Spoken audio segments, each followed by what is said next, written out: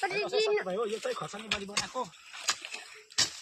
ready भएको थियो फेरि अस्ति मात्रै ढिलो भएर चाहिँ भएको छ आज फेरि डबल काम हेलो गाइस काम गर्दैछु हामी त बाबालाई जित्छु नि म त मारेको छु